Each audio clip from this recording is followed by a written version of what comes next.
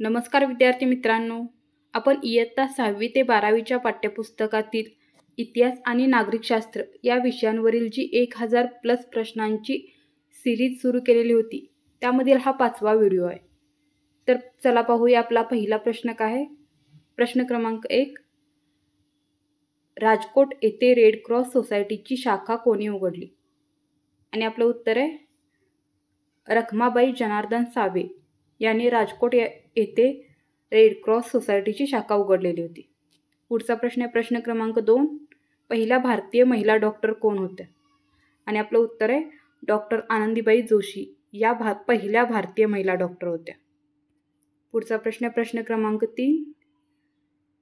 1888 मध्ये विटाळ विध्वंसन या पुस्तकातून अस्पृश्यतेचे खंडन कोणी केले? आणि उत्तर आहे गोपाळबाबा वलंगकर यांनी इसवी सन 1888 मध्ये विटाळ विध्वंसन या आपल्या पुस्तकातून अस्पृश्यतेचे खंडन केलेले होते. पुढचा प्रश्न प्रश्न क्रमांक 4. 1 जुलै 1908 रोजी सोमवंशीय मित्र हे मासिक कोणी सुरू केले? आणि उत्तर आहे शिवराम जानबा कांबळे यांनी 1 जुलै 1908 रोजी सोमवंशीय मित्र हे मासिक सुरू केलेले होते.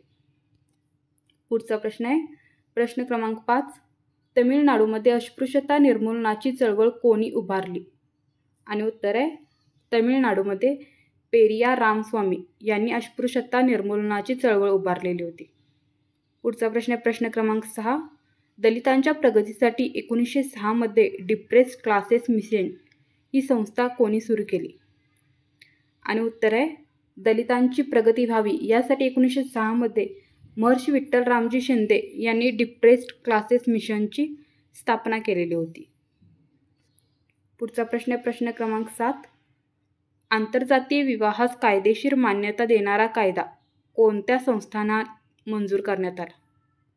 आणि उत्तर आहे कोल्हापूर संस्थानात आंतरजातीय विवाहास कायदेशीर मान्यता देणारा कायदा मंजूर करण्यात आलेला होता. पुढचा प्रश्न आहे प्रश्न क्रमांक 8. बहिष्कृत हितकारणीची सभेची स्थापना केव्हा करण्यात आली? आणि उत्तर आहे जुलै 1924 मध्ये बहिष्कृत हितकारणी सभेची स्थापना करण्यात आलेली होती.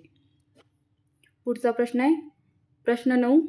शिका, संघटित व्हा आणि संघर्ष करा असा स्फूर्तिदायक संदेश आपल्या अनुयायांना कोणी दिला? आणि उत्तर आहे डॉक्टर बाबासाहेब आंबेडकर यांनी शिका, संघटित व्हा आणि संघर्ष करा असा संदेश आपल्या अनुयायांना दिलेला होता. पुढचा प्रश्न प्रश्न क्रमांक 10.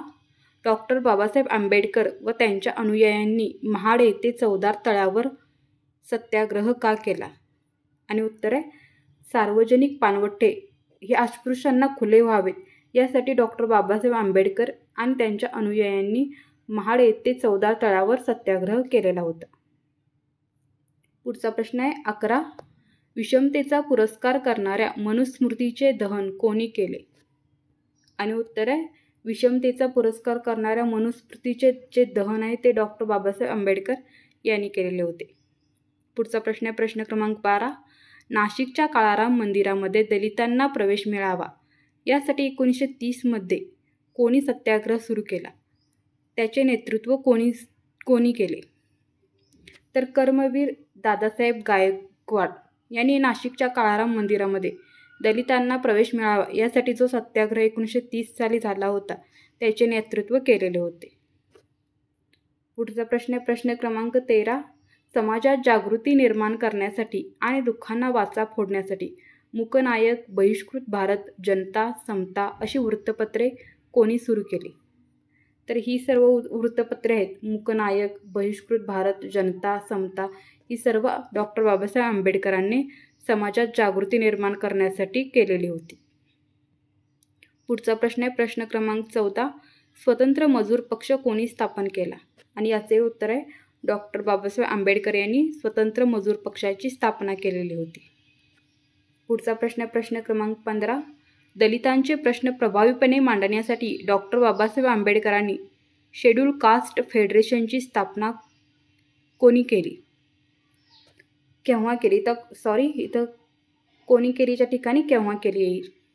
तर केव्हा 1942 साली शेड्यूल कास्ट फेडरेशनची स्थापना करण्यात आलेली होती.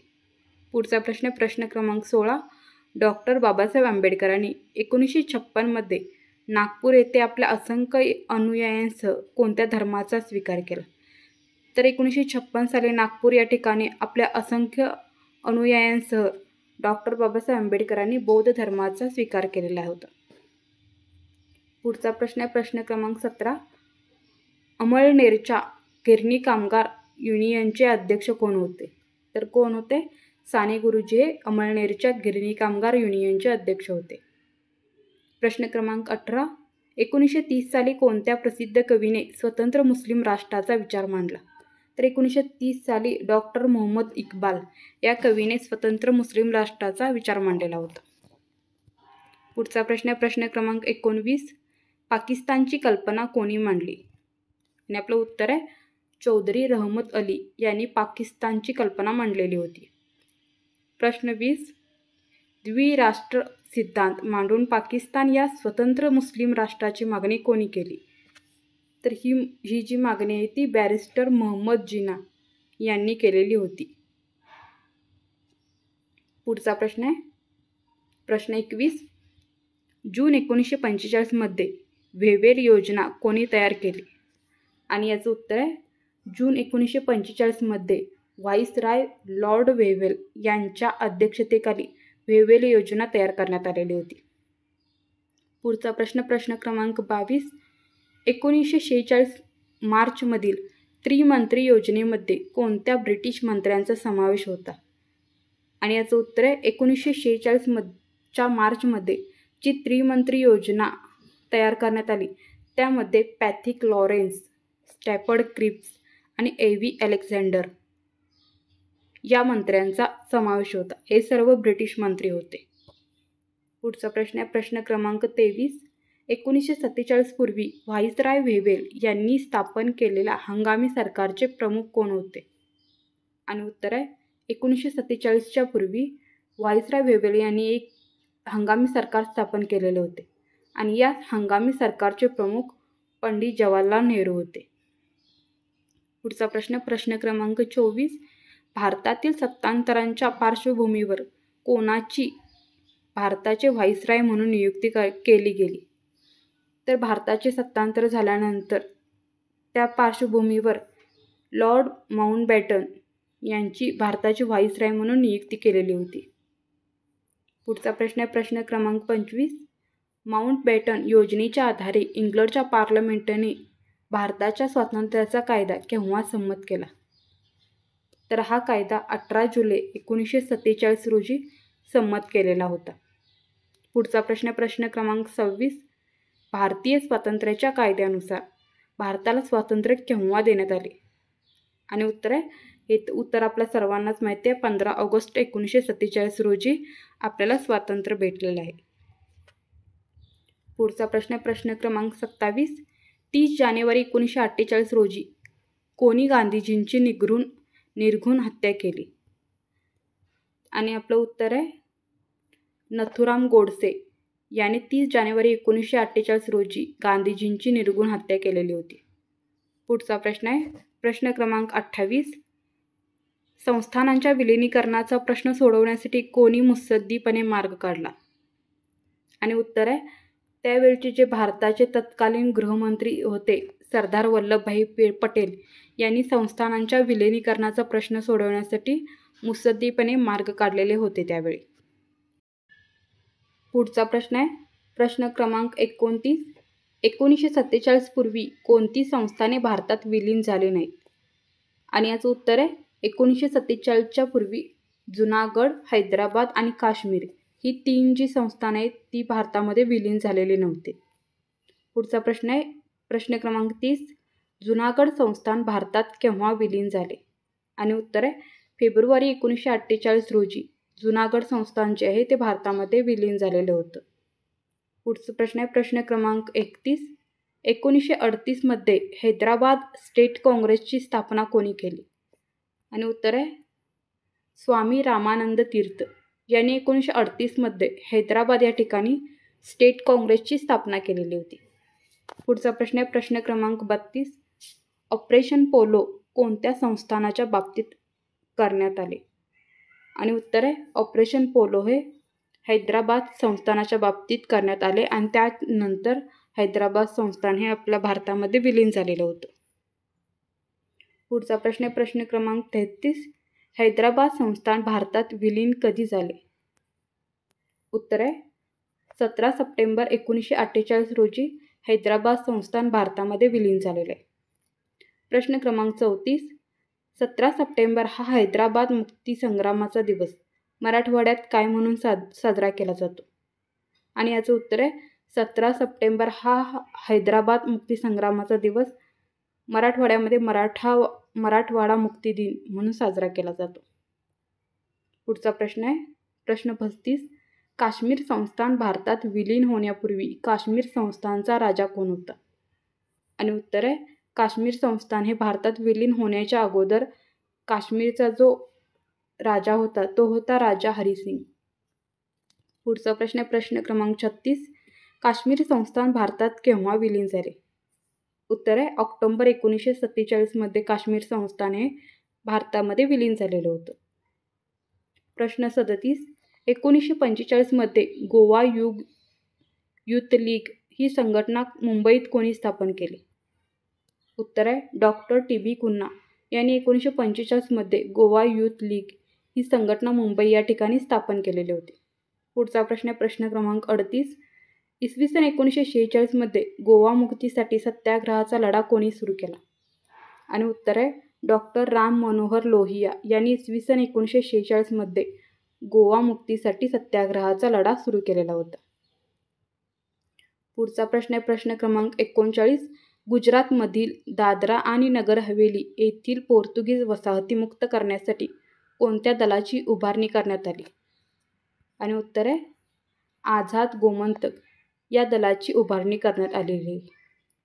पुढचा प्रश्न आहे प्रश्न क्रमांक 40. गोवा मुक्ती समिती केव्हा स्थापन करण्यात आली? आणि उत्तर आहे गोवा मुक्ती समिती ही 1954 साली स्थापन करण्यात आलेली होती. पुढचा प्रश्न आहे प्रश्न क्रमांक 41. पोर्तुगीजांच्या वर्चस्वातून गोवा राज्य कधी मुक्त झाले?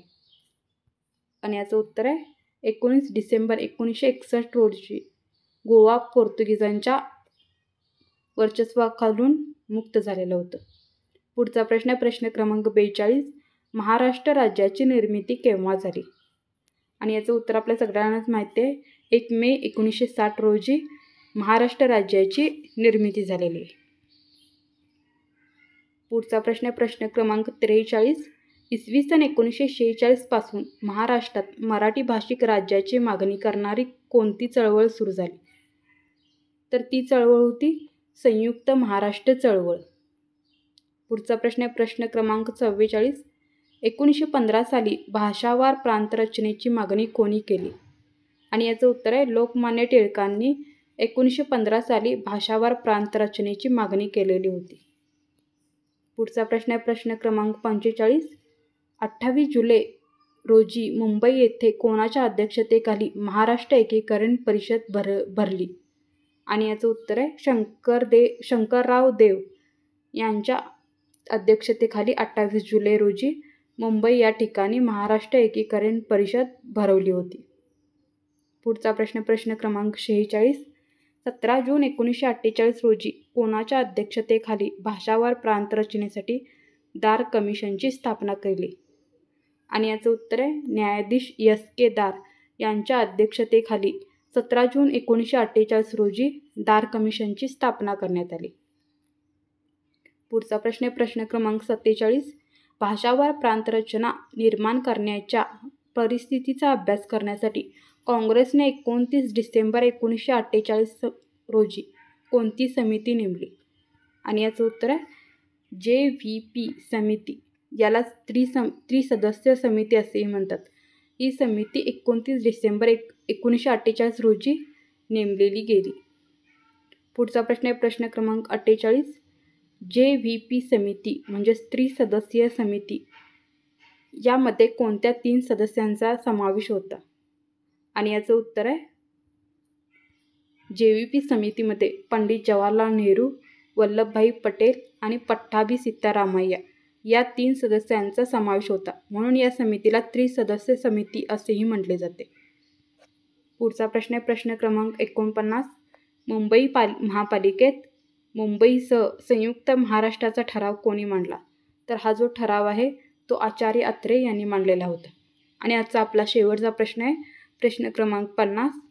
भारत सरकारने कोणाच्या अध्यक्षतेखाली 29 डिसेंबर 1953 रोजी राज्य पुनर्रचना आयोग स्थापन केला? आणि याचं उत्तर आहे न्यायमूर्ती एस फाजल अली यांच्या अध्यक्षतेखाली 29 डिसेंबर 1953 रोजी राज्य पुनर्रचना आयोग स्थापन केला गेला. तर धन्यवाद मित्रांनो. जर तुम्हाला हा व्हिडिओ आवडला असेल आणि असेच व्हिडिओ पुढे पाहायचे असतील तर माझ्या चॅनलला लाईक करा, शेअर करा आणि सबस्क्राईब करा. धन्यवाद.